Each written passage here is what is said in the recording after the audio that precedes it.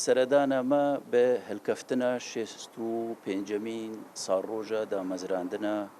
پارتیا دیموکراتە پێشکەفتی خوازە کوردیە لە سووریا کە دکەتە ئێکش پارتێن دێرین و نێزیکی یەکێتی نیشتیمانی کوردستان و پارتەکە استراتیجیە و دیرۆکە دامەزراندنە یەکێتی نیشتیمانی کوردستانیدا و هەتا ئیرۆژی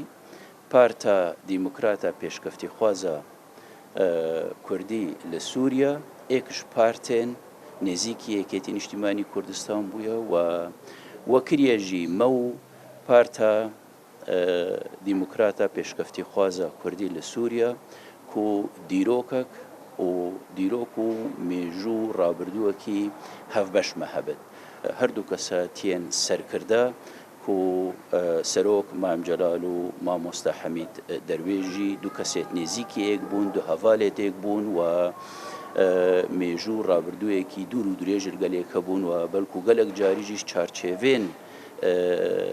سەرۆکێن دوو پارتیا ئانژی سکرتێرێن دوو پارتیا دەرچوون وەکو دوو هەڤالژی دانوستاندن و ڕەفتارەتکردن و بڕیارەدان. ساڵی 1956 ینی بیرۆکە دامەزراندنە پارتیا پێشکەوتنخوازی کورد لە سووریا 56 بوو مام جەلال هەر شاهد بوو هەر